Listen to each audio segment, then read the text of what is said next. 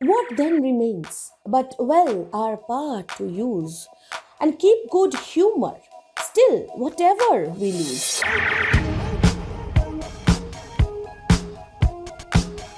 Hello and welcome back to Nibblepop. Today in this video we are going to take up the final canto, Canto 5 of Alexander Pope's The Rape of the Lock. You all know the story by now, and for the starters, let me tell you that this is going to be a mixture of, you can say, serious elements with comic elements. Now, the whole point of writing a mock epic is to combine the elements of the serious and the elements of the ludicrous or the comic elements, you can say. But here, specifically in this canto, we will not just see a fresh new perspective, but also a character whom we have met before, but very briefly. But now we will see that character in a more developed state. So let's not waste any more time. And if you haven't subscribed yet, you can click on that subscribe button right now. And let's get started right away.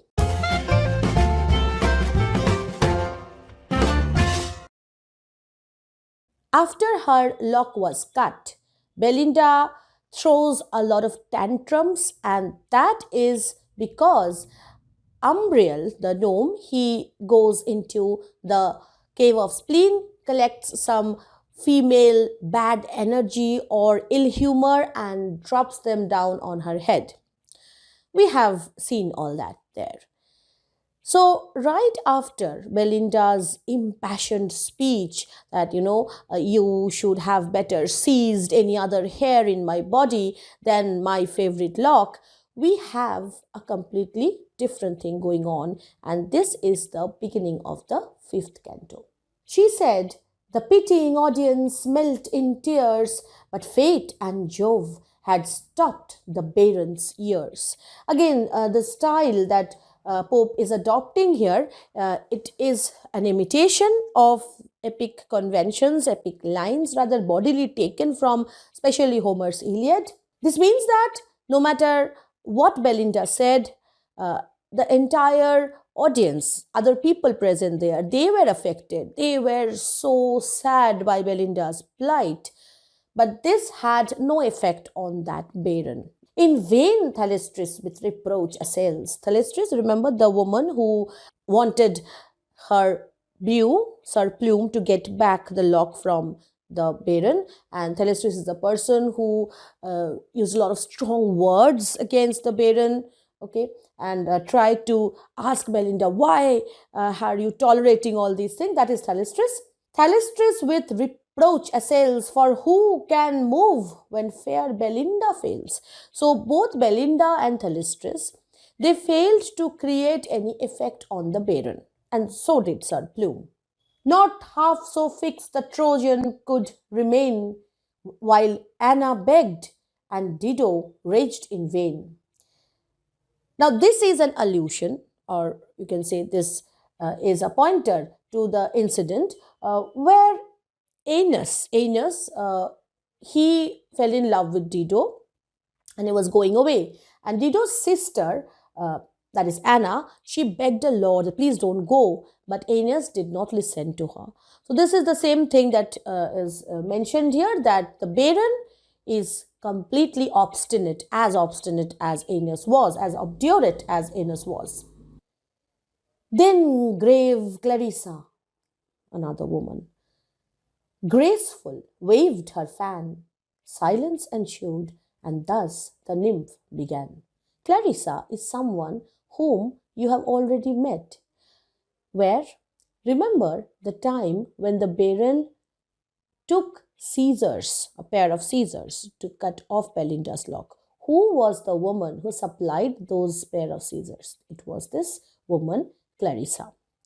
Clarissa is described here as a graceful and grave person. Grave, of course, means serious, and at times it also means a person who is kind of proud of their bearings, of themselves. So Clarissa is a very self-conscious and composed person who's carrying a fan, and she starts to talk. And although she is Not Belinda. Still, she has some kind of control over the people there, because the moment she flicks her fan, everybody stops talking, and she can ensure that she has a silent audience. She can communicate what she wants to. And what does she say? Say, why are beauties praised and honored most? She asks a very fundamental question here, that why is beauty praised at all? The wise man's passion and the vain man's toast. So, beauty is not just celebrated by wise men, it is also celebrated by vain men. Vain men, in the sense, men who are, full of empty words, that's why vain, and also people who are stupidly proud of things which they do not actually have or possess. That is a vain man. Okay. Why decked with all that land and sea afford? Why angels called and angel like adored? So this is a very good pointer at Britain as a colonial master here, because during the time, you are well aware, especially if you are an Indian student, that England was controlling the land and the seas of many places, and they had an eye for things like rubies and precious stones and elephant tusks.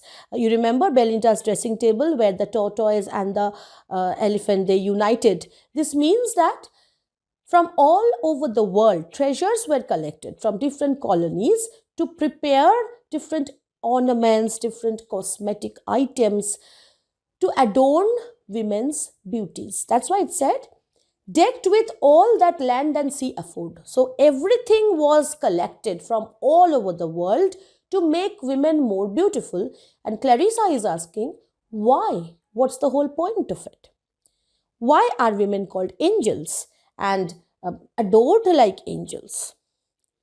Why round our coaches crowd the white gloved beaux? Why do men all hang about us? Why are they so interested in us? What's the whole point of it? Why bows the side box from its inmost rows? Now, in opera or theaters, what happened? Women used to sit at the center of the box, and men used to be at the side, because women were given more special seats.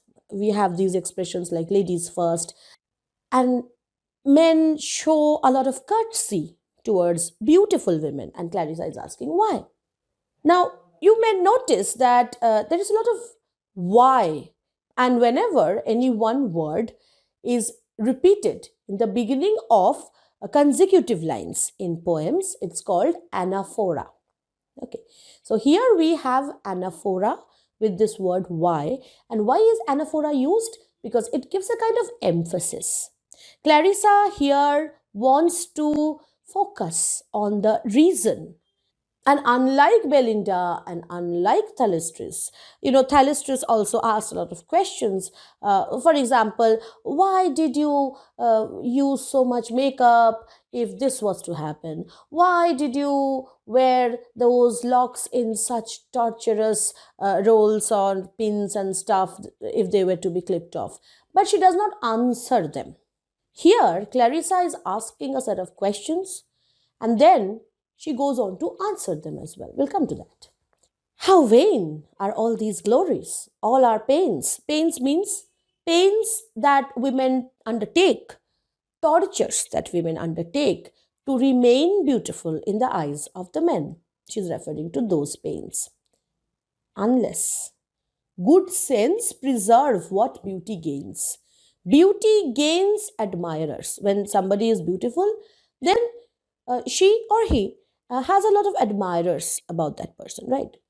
But unless that person has good sense means proper judgment, a proper humor, proper attitude, wisdom, intelligence, then the admirers will go away eventually. But if the admirers see that this person is of a substance, there is content here, then they'll not go anywhere. It's like, clickbaits. you often see these videos with very catchy thumbnails. And when you click on them, you see that this is not what it's about. They are fooling us. And then you stop watching that video or you stop watching that clip. So that happens with human beings too. And she goes on to say that men may say, when we, the front box grace, behold the first in virtue as in face. So, if we have good sense, we here means women in general. If women have good sense along with beauty, only then men will say that, see, this woman is as beautiful, from inside as she is from outside. Oh, if to dance all night and dress all day charmed the smallpox or chased old age away, who would not scorn what housewives' cares produce?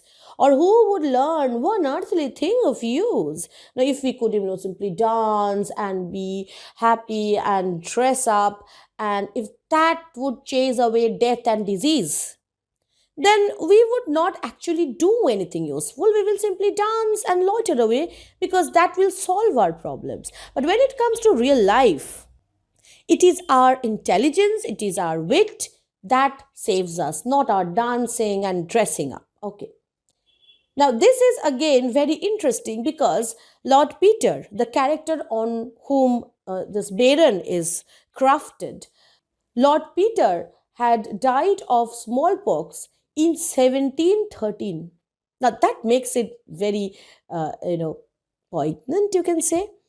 Smallpox is a disease which leaves a lot of bad marks on the skin at times. And it's not chicken pox. Chicken pox is very much curable. Smallpox was a deadly disease. And it is considered to be it was considered to be equivalent to death. And Clarissa is saying that our artificial ways of making ourselves beautiful, they only provide us with entertainment. They do not provide us with any immunity against real things like disease and death. So, Clarissa is giving us what no other character has given us so far. She is giving us a glimpse into realities, a glimpse into real priorities of life. To patch, nay ogle, might become a saint, nor could it sure be such a sin to paint. She is calling the whole process of putting on makeup a sinful act. It's a sinful thing to paint yourself. Why sinful? Because it does not save you from the real dangers of life. So she is saying that nor could it sure be such a sin to paint, but since, alas, frail beauty must decay, curled or uncurled, since locks will turn to grey. So she's talking about the kind of inevitability and she's putting things into perspective here. She's talking about the transience of the trivial things, the silly things, which have no permanent existence. So the lock, even if it was not decorated, would have grayed off anyway. And no matter how much makeup you put on, it will fade away eventually. Since painted or not painted, all shall fade. So when you put makeup, it fades after some time. But if you don't put makeup, do you remain beautiful or do you remain even like that forever? No. Even then, there is a lot of fading. So, what is the whole point of putting on makeup if it all goes away? And she who scorns a man must die a maid. Now, this is a very problematic thing here because till now, like when she says all shall fade, till now, she reminds us of that character who was standing right next to Spleen, the character whose name was Ill Humor. That character was carrying her prayer books and she had a lot of sarcastic comments to make, and she was wearing this white robe and stuff to show that she doesn't have any interest in men. But the moment Clarissa says, she who scorns a man must die a maid, she is giving us a different kind of picture about herself. She is not a woman who is saying that don't put on your makeups and don't dance about with men. She's not saying that. She is saying that engage in all kinds of activities with men, but remember that beauty should not be the only thing that matters. You should have some real content inside you, some real material, so that that relationship works. We can say this is a voice of reason and of proper, you can say moderation, and to some extent reason, realism, sensible priorities, we can say. But at the same time, when she says that if a woman does not want to be with a man, then she dies a maid. This sounds a bit more traditional and conservative than we would like. Okay, especially because she is acting almost like Pope's mouthpiece here. What then remains but, well, our power to use? What kind of power does she want women to use? Remember during the game of Umber, when that Queen of Hearts, she was introduced, or rather the queens were introduced, it was said that they held a flower uh, which symbolized their softer powers. So, women and power of women, this whole thing was considered to be a different thing than power of men. Now, feminists have argued incessantly that this is derogatory. You cannot categorize women as inferior in power simply by saying that they have a special, different kind of power. But here we have to remember that Clarissa was speaking here at a time when this was the society, this was the way to survive the society. And her, you can say, wisdom, her advice is only going to make a person survive the odds under those circumstances. These things don't apply today. Women are having so many more choices than simply just to be with a man. She can even choose not to be with a man, not to be with anyone at all, be with a woman, be with anybody she likes. So that is the kind of worldview we have now. This was not there during the time when Pope was writing, and it was said that a woman who scorns a man must die a maid. And why Pope? I'm sure you have had that poem, To His Coy Mistress, by Andrew Marvell. There also, what's the whole point that Marvel is making, or the narrator is making, is that, see, we don't have unlimited time. You and me, we need to decide fast. And therefore, before everything goes away, let's be together.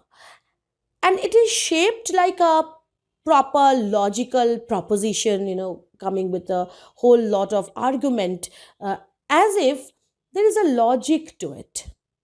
But this whole thing is based on the premise that if that mistress does not accept the sexual advances, the sexual invitation of the lover, then that mistress will be eaten by worms, which means that she has no use in this world other than being in bed with the poet or the narrator.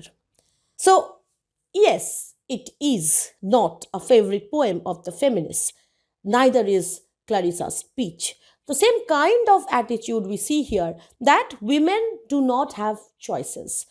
Women do not have independence. They have two options, either die a maid or be with a man. And there also, you hardly have any choice. The man who advances or proposes, you need to accept that. You cannot scorn a man. You cannot say no to a man, because then you will die a maid. And then she's using a very important word. And keep good humor.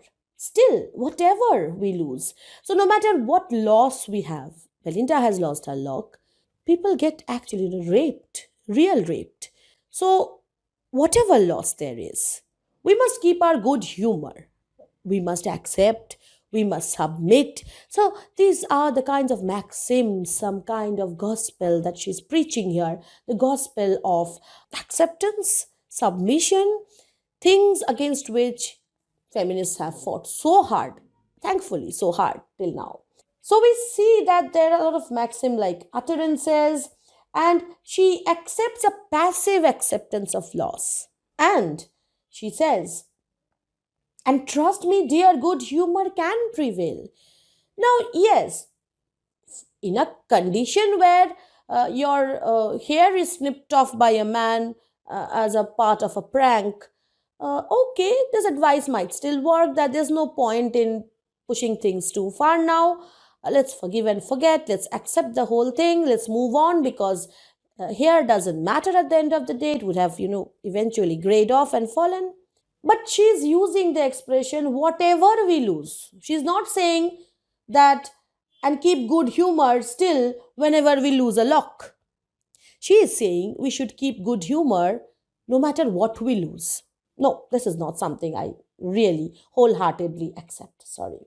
And she has great hope that good humor will have a far better chance of winning an argument, of getting what one wants from life, than screaming and shouting about it. Tell that to the activists, tell that to the feminist activists, that don't scream so much, you won't get what you want. Well, they got what they wanted by screaming and shouting.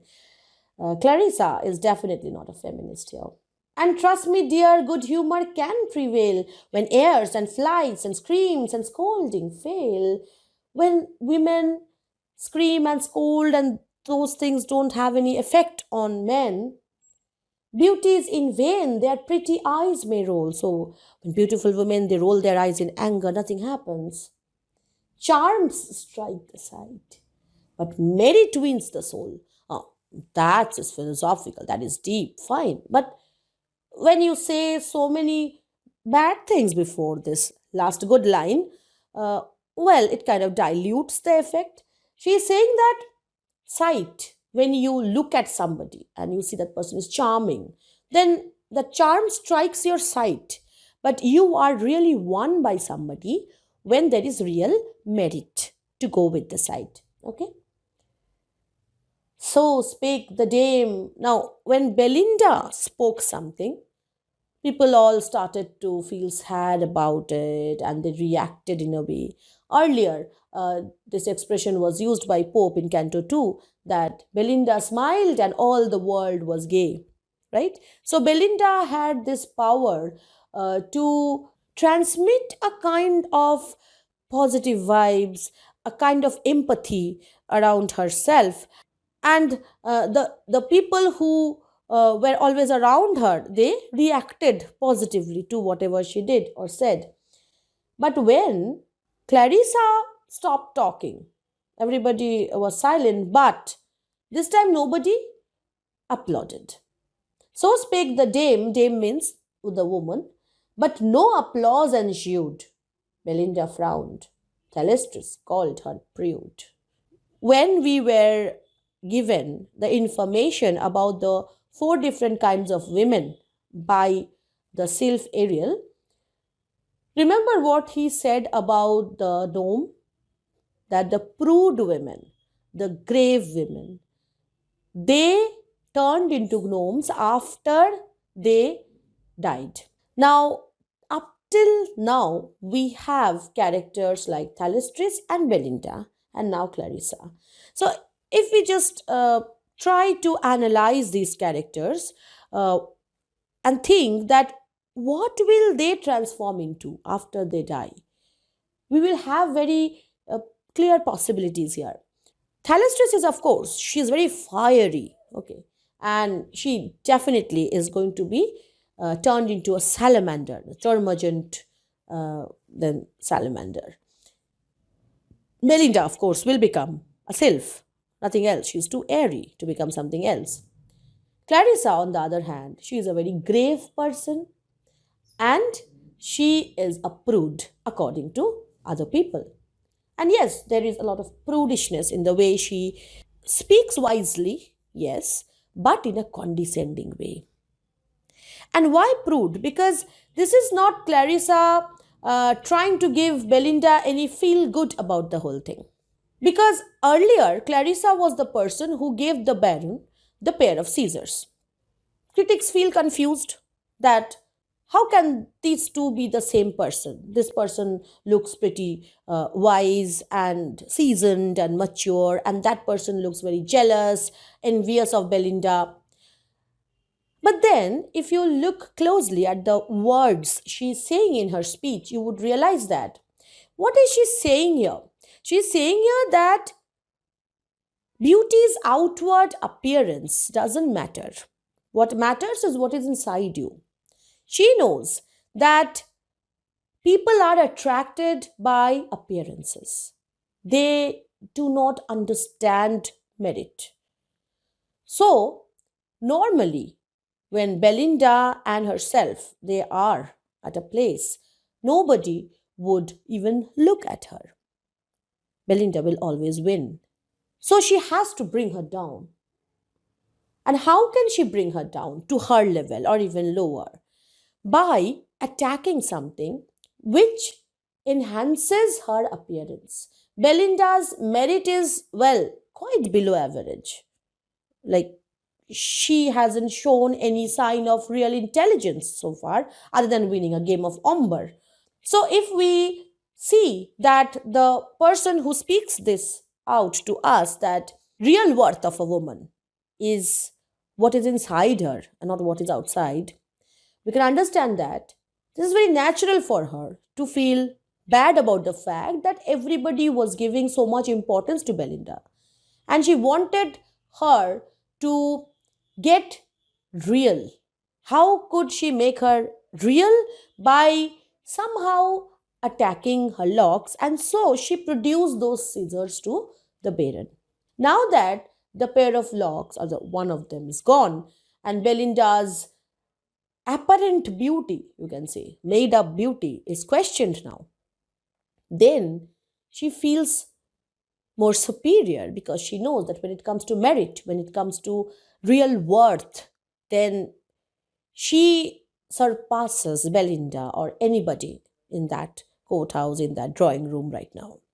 So, yes, it is not inconsistent. Not to me, at least. I never think that Clarissa acted out of line there. She was acting quite like a mischievous prude would, because gnomes are mischievous. Umbriel did that mischievous thing, right? Anyway, so when she stopped talking, nobody clapped. Why did nobody clap? Because, well, who were there? People like Belinda, people like Thalestris, Baron, and then this Plume. They don't understand heavy things, real things. They are so artificial, they don't appreciate anything of worth ever spoken. And therefore, they completely ignored what she was trying to say. And then what happened? This speech, which should have, established some cordiality, some kind of peace, actually triggered a war. And now we have the scaled down enactment of epic wars. Everybody starts fighting. So, till now, we had a serious tone, the mock epic tone, something which made us laugh. That was gone, that wasn't here. So, Pope wanted to end things maybe in a lighter way. So, he brings us a fresh outpour of seriously comic stuff here. So, he's going to give us a very detailed account of the battle that was going to start there. To arms, the fierce Virago cries. Virago is a fierce woman, and in this case, it is Thalestris. Thalestris decides to attack, and swift as lightning to the combat flies. So she flies to fight with people. All side in parties and begin the attack. Fans clap, silks rustle, and tough whale bones crack. What are they fighting with? They're fighting with their fans. They're fighting with their dress, the robes, and whale bones. The petticoats of women, they were used to be held together by this structure made out of whale bones, ribs of whales and stuff. And when they started fighting, their gowns and dresses, they rustled against each other, and these whale bones, they cracked each other. Heroes and heroines shouts confusedly rise, and bass and treble voices strike the skies. Usually, the voice of men is associated with the word bass because it is more manly, and it is of a low key. And whereas treble means voices of women, it's shrillness you can hear when women speak. So when you compare voices of men and women, you can say, well, they are basses and trebles. Okay, and bass and treble voices strike the skies. No common weapons in their hands are found. Usually, in epic poems, we have these exceptional weapons. Even in Indian epics, Pashupat Astra, and then you have Brahmastra, as if normal bows and arrows would have been not too glamorous for Arjuna to use or Karna to use. So we have these special weapons. And what special weapons do our mock epic characters use? Well, uh, they are using fans and things which they can get their hands on. Like gods they fight, nor dread a mortal wound. Now, in epics, especially in the battles which are fought among the gods, there the gods are basically not afraid because they are not going to die. Take, for example, Paradise Lost. Lucifer fought a battle, he lost. But he wouldn't die, no matter how many battles he loses against God. So that kind of is funny because what is Pope doing here? Is he saying that these men and women are fighting a serious battle because they are fighting like gods? Or is he saying that the battles described in epics, well, they are like stupid things because they are played out in god mode where you don't die? If you have played video games, you know what god mode is. It's a hack, it's a glitch you do. You just set your game in a way where no matter how many times you die in that game, you get revived, okay, without your settings changed or anything. So that is God mode. So epic battles fought between gods are in God mode because nobody dies there. So where's the fun in that? Again, if you have played video games, which I have done in my days, I know that at first you love playing in a God mode. But as you go on playing, you realize that maybe it's the losing that makes the game actually interesting. That thrill you get when you know that you actually will not have another chance, and then you have to start again if you fail here. So, here, when he says that, uh, like gods they fight, not dread a mortal wound, he's not elevating the fight that is happening in this drawing room. He is not making it heroic. He is making us question the apparent divinity of the wars that are fought on heaven, where actually nobody is going to die. And then he gives a description of battles fought on Mount Olympus, Greek gods fight. So when bold Homer makes the gods engage, excuse me, Homer is a man, or he was a man. Is he making the gods fight? Or is he writing about fights that gods have fought? So, this is what Pope is capable of doing. He will give you such fine little expression. Come to think of it, this means that it is Milton who made Eve eat that forbidden fruit because he wrote that. So, Pope is saying that it is the artist who creates the myth, and somehow that completely robs the Greek gods of their divinity. Because here he is directly saying that Greek gods are created by Homer. Homer is making them engage in wars. Homer is making them lose. Homer is making them win, not Jove, Homer. Okay, so here, who is working as a counterpart of Homer? Alexander Pope himself. So, well, that's a fine way of glorifying oneself. Anyway, So when bold Homer makes the gods engage and heavenly breast with human passions rage. Normally, when we want to glorify any human being, we say that that human being has elements of divinity in him, right? That this man is as angry as Lord Shiva, or that woman is as merciful as Mother Mary.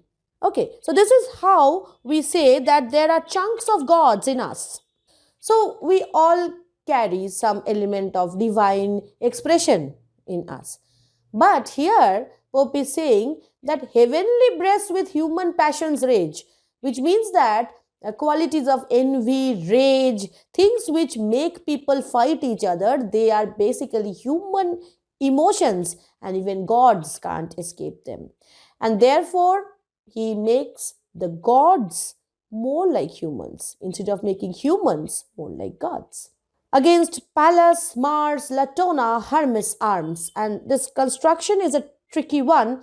This means that Mars, who is again the god of warfare, the Greek god Mars, is fighting against Pallas, and Latona is fighting against Hermes. So he uses a very tricky construction here. And all Olympus rings with loud alarms. Jove's thunder roars, heaven trembles all around, blue Neptune storms. The bellowing deeps resound, because Neptune is god of water bodies, and therefore when Neptune is fighting, the ocean floor is resounding. Earth shakes her nodding towers, the ground gives way, and the pale ghosts start at the flash of day. So majestic descriptions. And he's using this allusion of Mount Olympus battle to connect to this battle which is fought in the drawing room. Now, while this battle in the drawing room is going on, what is Umbriel doing? Umbriel, the gnome, who is basically responsible for so much anger and such a reaction in Belinda. Triumphant Umbriel on a sconce height. Sconce means when you have candlesticks mounted on the walls. So he is at a safe distance, the gnome Umbriel, and he is having a wonderful view of people, fighting with each other, and he is smiling because he knows that this is a lot of fun because it's a mischievous gnome, right? Triumphant Umbriel on a sconce height clapped his glad wings and sate to view the fight. Propped on their bodkin spears, the sprites survey. Now, the sylphs were also present there, and they were carrying these bodkin spears. Bodkins usually mean the hairpins or needle type pins with blunt ends, and they acted as spears for the sylphs. And we know what the sylphs do. They try to help these women when they fight with men, but we all know that their help is so non-substantial that it doesn't have any effect at all. Propped on their bodkin spears, the sprites survey the growing combat or assist the fray. So they are assisting this whole fight. While through the press enraged Thalestris flies.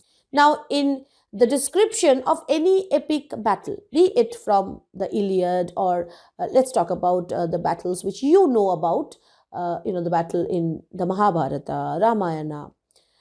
There is a style which the epic poet follows. What is the style? They don't give a bird's eye view of the whole battlefield all the time. That would be boring. They talk about people and incidents as if only those incidents were happening during that war. Okay, so you have this focus on certain characters at some points in the battle, although the battle is being fought as a whole. Okay, so here also we will have the same kind of description where Pope is focusing on one character at a time, trying to give us some idea about how they are fighting it out. First, he is talking about Thalestris. Thalestris is a very fiery woman. She's going to turn into a salamander when she dies. While through the press enraged Thalestris flies and scatters death around from both her eyes. Now, when she is going about, she's looking like this and this at men, and she is making them all dead. She is looking in such a fearful way at them. Okay, such a frightening way. So you can imagine her as a humanoid figure shooting these laser bullets from her eyes. Imagine Thalestris to be something like that. And what is the result that we have here? A bew and Witling perished in the throng because of Thalestris's looks, the way she looked at them. Two men died. One died in metaphor, but yes, of course, they did not die in real, like in earnest. They died in metaphor. Okay, so it's metaphoric death. And one in song. Somebody started singing something. Oh, cruel limb, for living death I bear, cried Dapperwit. Dapperwit was a character from a play written by Wickerley, and then we have another character coming up that is by Ethurge, and sung beside his chair. So Dapperwit, he started to sing something and then collapsed. And this expression, living death, it is so bawdy, you can say almost vulgar. Of course, it's an oxymoron. Oxymoron is where you put two opposite words side by side, living and death. They don't go together, but here they are deliberately put together because it is not death that is referred to here actually. Neither is it life that is referred to here. Living death is, you can say, it's a loose way of referring to even male orgasm. And this is something very awkward because, see, this poem was written and then sent to Arabella Farmer. And the idea of females expiring breath and men's living death, all these things associated with their sexual satisfaction, like after that they feel like they're dead people. This whole thing was so disturbing to Arabella Farmer that she straight away said that this is vulgar. And Pope is a very young man when he's writing this, in his 20s. And in 20s you are quite mischievous. Okay, so you can expect that. If you are feeling uncomfortable writing about these things in your answer papers, it's absolutely all right. You can simply say it's an oxymoron, and perhaps there is a sinister suggestion, a sexual suggestion. Just write that, and your examiner will understand that you are trying to write the word male orgasm there, but you're not comfortable yet. It's absolutely fine. Okay, let's move on. So we see these characters, they are fighting out this epic battle. Then we meet this character, a mournful glance Sir Fopling upwards cast. Now, Sir Fopling is a character, Sir Fopling Flutter, in Ethard's play, The Man of Maud. And what did he say when he died? Metaphoric death again. Upwards cast, those eyes are made so killing was his last.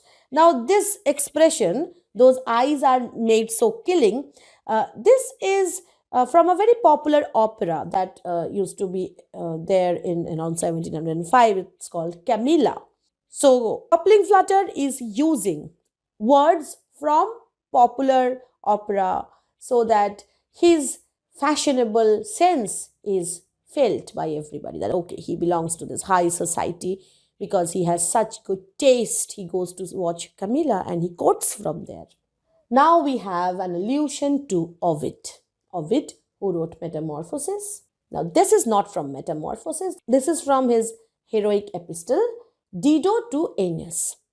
And we have this reference to Meander. Thus on Meander's flowery margin lies the expiring swan, and as he sings, he dies. Sir Fopling is compared to a swan which sang and then died. This whole story is given in Ovid's epistle, in this reference to Meander. When bold Sir Plume had drawn Clarissa down, now we shift our focus to a different area of that drawing room or sitting room, and we see that Sir Plume is tackling Clarissa. When bold Sir Plume had drawn Clarissa down, Chloe stepped in and killed him with a frown. She smiled to see the doughty hero slain, but at her smile the pew revived again. She killed him with her eyes and she revived him with her smile. Now, this is also a very conventional Petrarchan conceit. Maybe someday we'll have a good discussion on Petrarchan sonnets and conceits. Earlier, when we had that expression living death, that was also a Petrarchan conceit. Conceit means a style that is usually followed by a set of poets belonging to a particular class of poetry. Like we have Elizabethan conceits, metaphysical conceits, Petrarchan conceits, where women are presented as, placed on a pedestal, and the man is always worshipping her, and the man is always ready to protect her. She needs to be protected. That is also very derogatory for women. But there is a lot of objectification too. There, this idea is always there that women kill men with their eyes and they revive them with their smiles. Okay, so you have that here. Now, when in epics gods see that men are fighting for a long period of time, then they interfere. This always happens in all kinds of epics. You have gods interfering. This battle had hardly gone on for what? About 5 to 10 minutes max. And Jove decides to intervene. Now, Jove suspends his golden scales in air because Jove has to decide who must win. Okay? Weighs the men's wits against the ladies' hair. So he wants to judge who is a better side. He puts women's hair on one side of the scale and men's wit on the other side.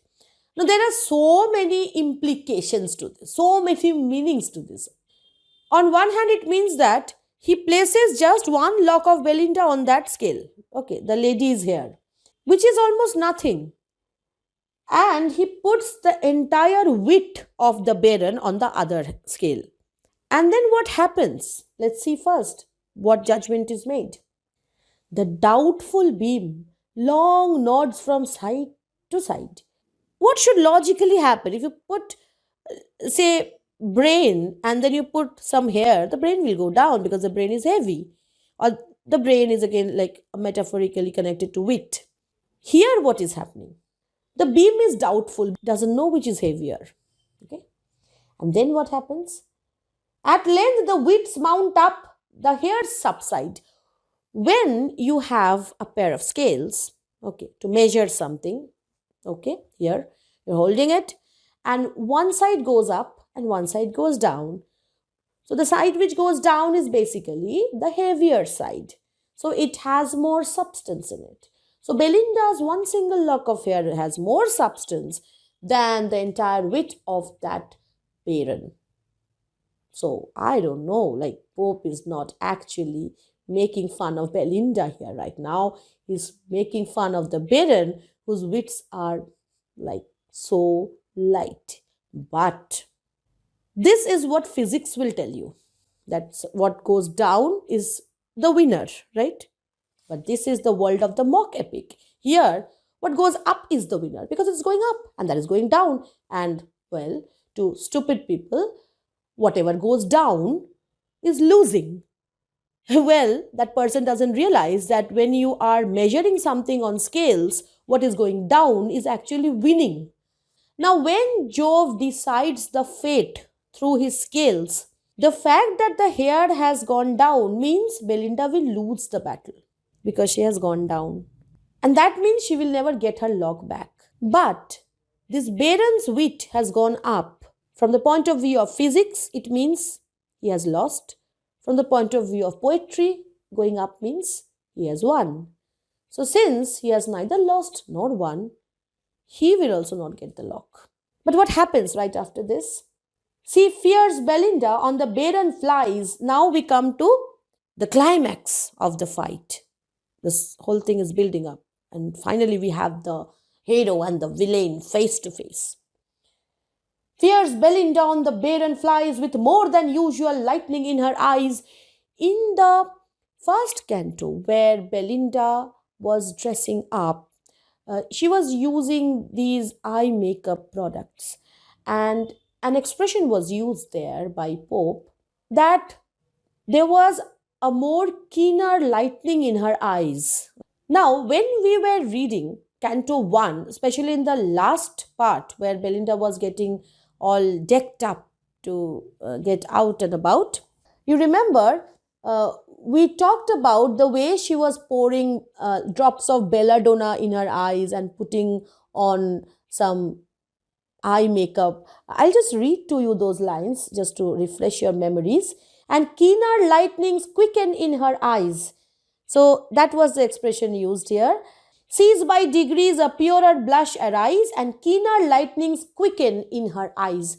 So here, uh, she must have darkened her eyes and at the same time applied some drops of belladonna, which dilated her pupils, making them look bigger, like those anime girls' eyes or figures' eyes, where you have that shiny effect.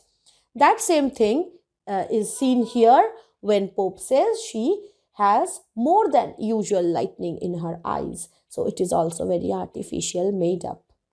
Well, it might also mean she is very angry, so she is more than usual angry, and therefore she has more than usual lightning in her eyes.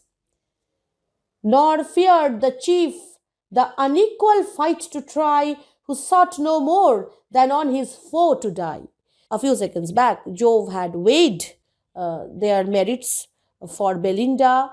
The merit is confined to her lock. For the Baron, the merit is in his weights. He matches them both up and sees that the Baron is lighter and Belinda's hair is more substantial.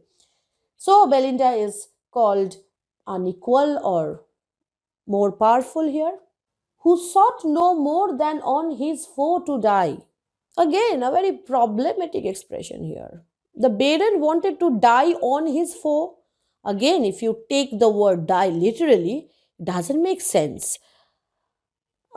Again, if you refer to the sexual meaning, that makes a lot of sense. This means that the Baron had intentions to engage in sexual activities with Belinda, which is in a way to say that he wanted to die on her. But this bold lord, with manly strength endued, she with one finger and a thumb subdued. So Baron, he came with all his male gusto, but Belinda took care of him with simply a little pinch of something that she held with her index finger and thumb. Just where the breath of life his nostrils drew, a charge of snuff the wily virgin threw. The gnomes direct to every atom just the pungent grains of titillating dust. This is described as if the mighty H bomb is dropped down on a city full of people with so much seriousness. This is described. And what is actually described here? Just where the breath of life his nostrils drew, a charge of snuff powder. So Belinda directly throws the snuff powder very close to Baron's nose. And here the gnomes, they feel that they should come and help Belinda out because they love mischief.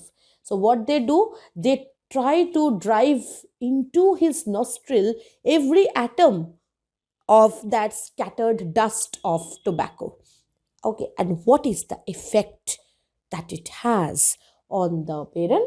Sudden, with startling tears, each eye overflows, and the high dome re-echoes to his nose. He sneezes, and nobody in the history of English literature has ever described a sneeze like this, or will ever describe a sneeze like this. High dome re-echoes to his nose. So, uh, majestic sneeze there. Now meet thy fate, incensed Belinda cried, and drew a deadly bodkin from her side. So she pulls out a hairpin from her side and she wants to advance towards the Baron. Now, Pope will give us a detail of what this bodkin is actually made from. When you have epic heroes and their epic weapons, you have epic histories. From where did Arjuna get his Gandiva bow? You have a big, long history. Okay. Achilles, his shield, a big long history. Agamemnon's scepter, that was made by Vulcan, the Greek god Vulcan. So, epic weapons are always given a lot of focus, a lot of footage, you can say. They are described. Botkin, we know what a Botkin is, but we know what Pope is. So, Pope will not disappoint us. He will give us an epic description of this Botkin's history. The same, now he's talking about the Botkin, the hairpin. The same his ancient personage to deck. Now, this Botkin, this hairpin, was once used as an ornament by her great great grandfather. Now, why will a grandfather use a hairpin?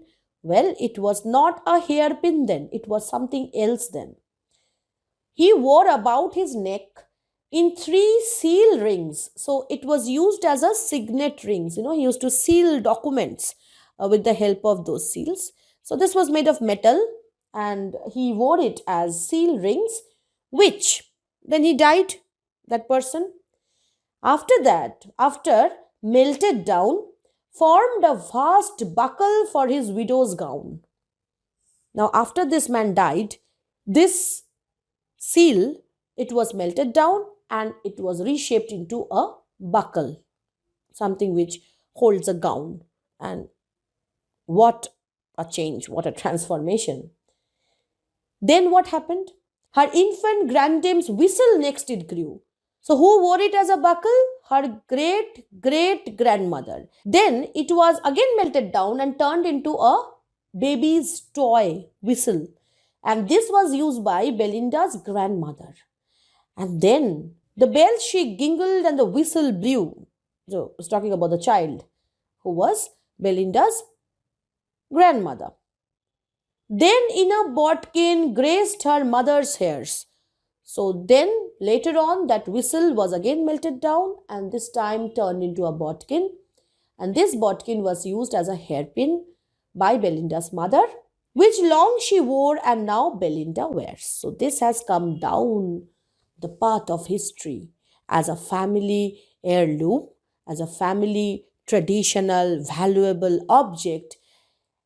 And we were lost for quite some time thinking about a bodkin turning into different weird things, as if this is something which really matters. It doesn't really matter, does it? Well, Pope never writes on anything that really matters because he wants to show us that we always engage in things which actually don't matter. Boast not my fall, he cried, insulting foe. Thou by some other shall be laid as low. Now this happens, this battle of dialogue between heroes and villains in battles in epics, that you have slain me, okay, somebody will slay you. But here, he has just sneezed, nothing else. Nor think to die dejects my lofty mind. All that I dread is leaving you behind. Now that's something different he's doing here. He's actually flirting with Belinda, that I don't mind dying, I mind leaving you behind. Rather than so, let me still survive and burn in Cupid's flames, but burn alive. So let me burn alive. Let me burn in the flames of love. He's actually proposing her. Restore the lock. She cries that, okay, I don't really have any interest in having a relationship with you. You've taken my lock, give it back. And all around, now, whenever Belinda speaks, everybody echoes that, right? So she says, restore the lock, everybody is saying, restore the lock. The vaulted roofs rebound.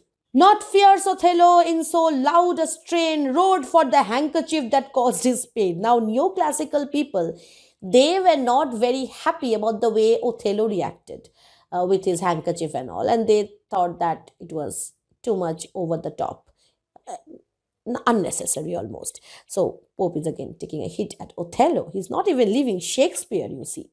Quite ambitious man here. But see how oft ambitious aims are crossed. I just use the word ambitious and see, Pope is there.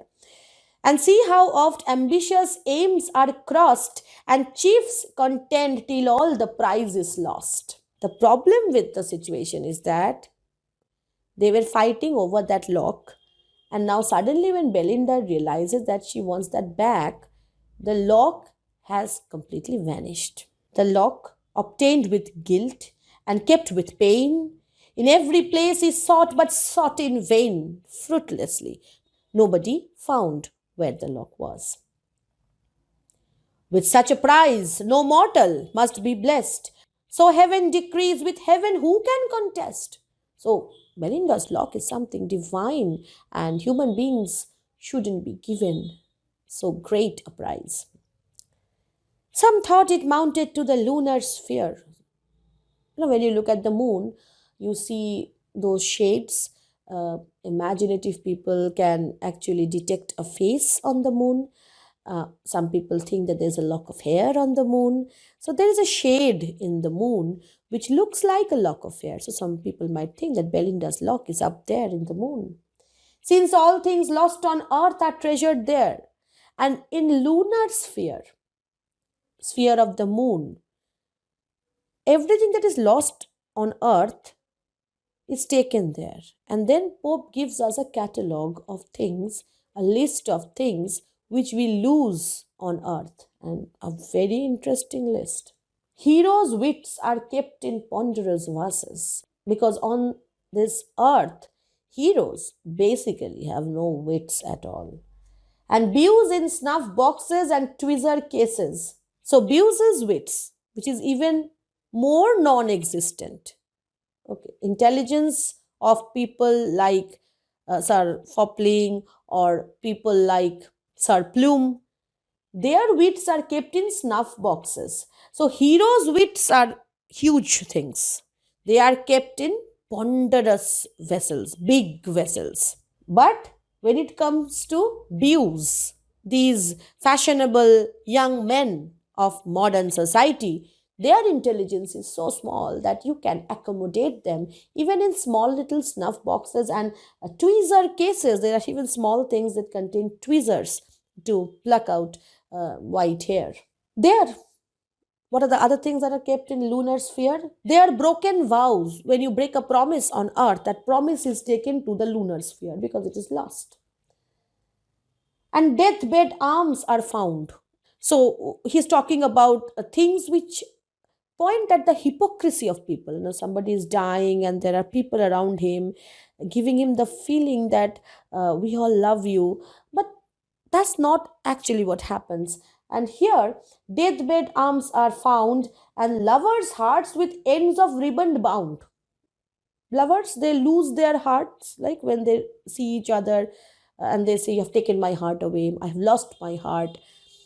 And those hearts are again carried to the lunar sphere. What else?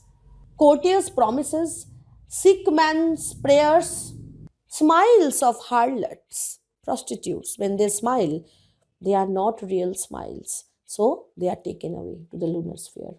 And the tears of heirs.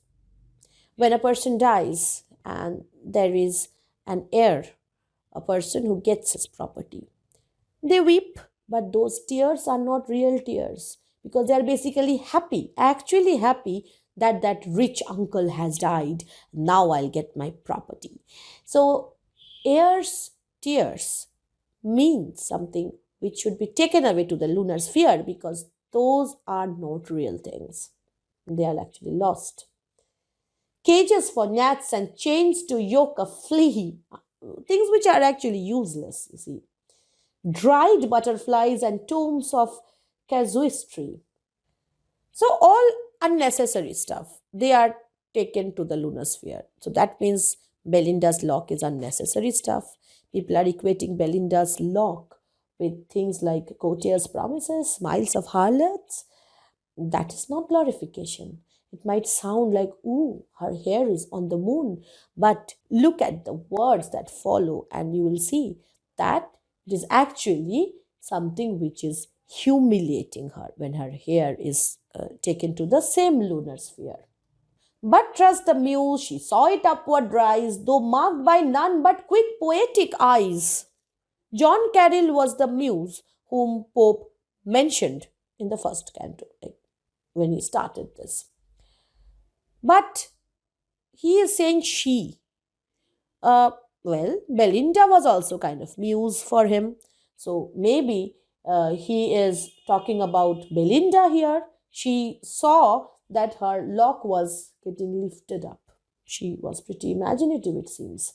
Though marked by none but quick poetic eyes, so Rome's great founder to the heavens withdrew, to Proculus alone confessed in view. Now, Proculus, he told everybody that Romulus, who founded Rome, supposed to be the founder of Rome, he did not die like a common human being. He was taken up to the heavens. So there is no proof, there is no other witness, just his words. In the same way, the unnamed muse of Pope, possibly Belinda, possibly not, he simply calls that person the muse. That muse says that I saw that lock go up in heaven, a sudden star. It shot through liquid air and drew behind a radiant trail of hair. So there was kind of a comet up there uh, which struck down and transformed this lock of hair into something beautiful and grand. Not Berenice's locks first rose so bright, the heavens bespangling with dishevelled light. Now, in Catulus's poem, we see Berenice's transformed into a star, and here we have a parallel. Pope is going on giving us these parallels. Many of you have said, I'm really happy for that comment, which one of you made, that how can you remain so energetic till the end of the video? I wondered how Pope remained so energetic till the end of this whole book. He had written 5 cantos and he maintains this majesty of expression all throughout. There is no lapse, absolutely no lapse. So, when you read this, you automatically get energized. And I hope you also get that energy when you hear me explain them to you. Okay, now let's come back. We don't have much time now left. The sylphs behold it kindling as it flies, and pleased pursue its progress through the skies. Sylphs are very happy because they love that lock, and that lock has now become transformed into a starry figure. This the Beaumondive shall from the mall survey. Now, men and women will always be able to see that constellation, that collection of stars, which is nothing but the lock of Belinda that is elevated there or that is lifted up there.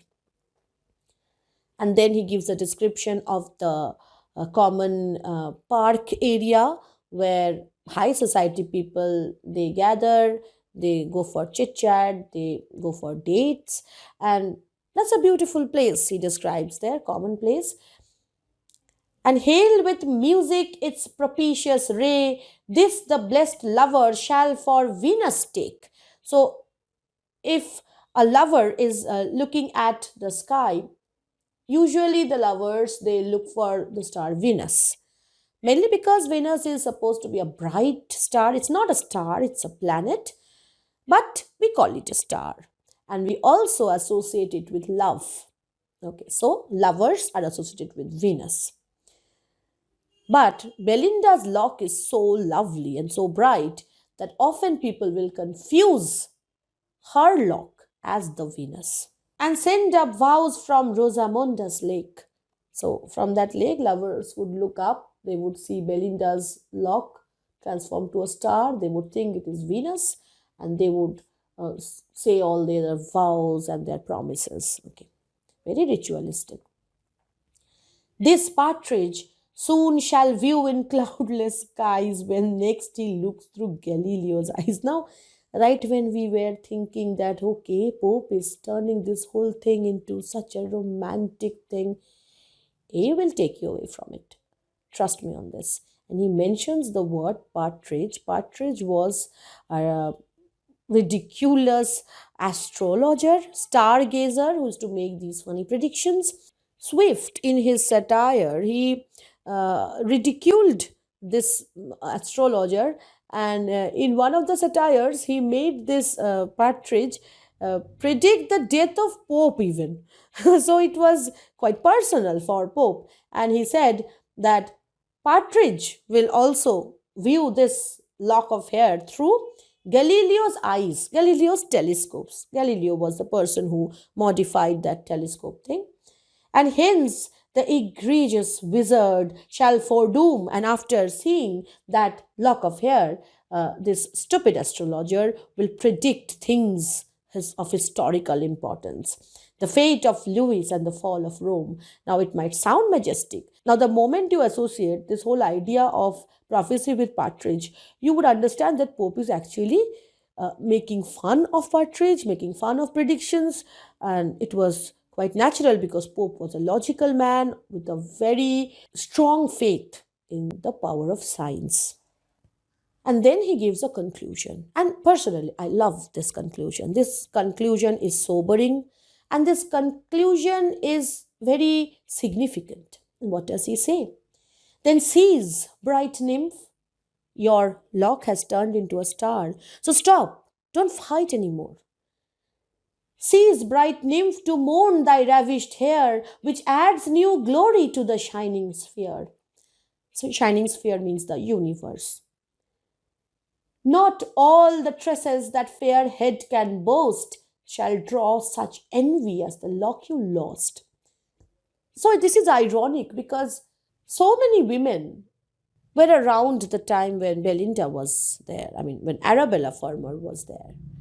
How many women do we remember? We remember Arabella Fermor. And why do we remember her? Because her lock was cut. So when her lock was cut, she did not actually lose something. She gained something. She lost something trivial to gain something called immortality.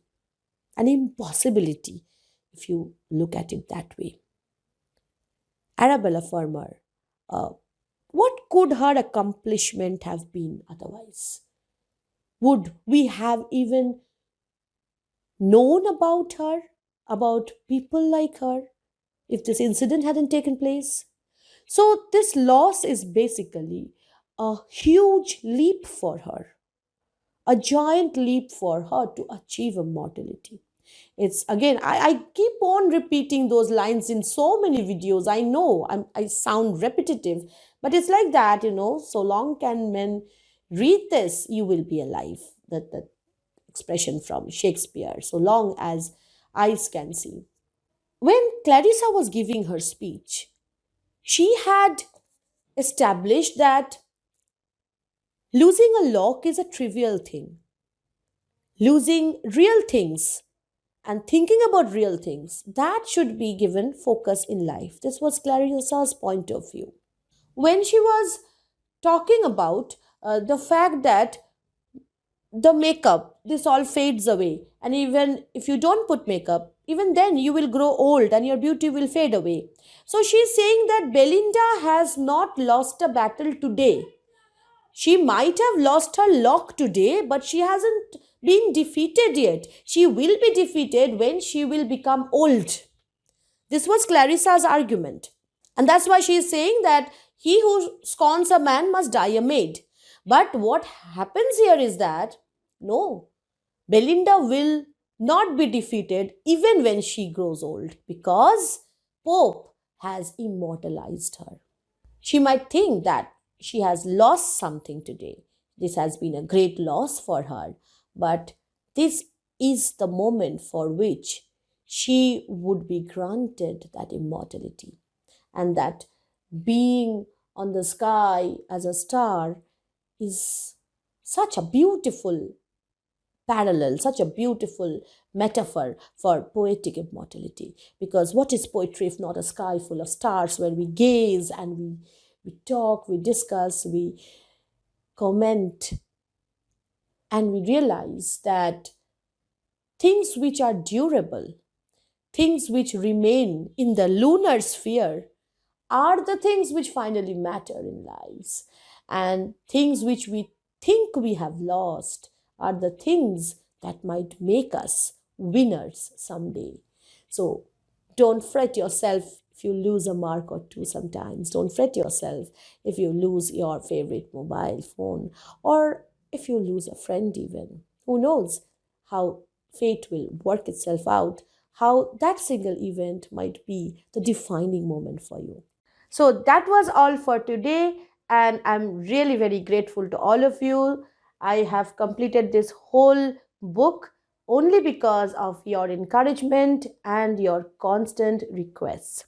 If you have any questions, please feel free to ask them in the comment section. Share this video with your friends, and if you are new to my channel, please subscribe, because then you will get notified every time a new video comes up. And many of you were commenting about videos that I should be making on things on which I have already made videos. So maybe you are not able to look them up properly. Whenever you have any topic in your mind, before asking me in any comment section, just go and check in the YouTube search option. Just type the name of the topic, the book, the poem, the essay, the drama, whatever you are asking me to make videos on. Write that name down, and just beside this type the word nibblepop, and YouTube will tell you if I have already made that video or not. If you see that I haven't made that video, then of course you can come to the comment sections and request for them.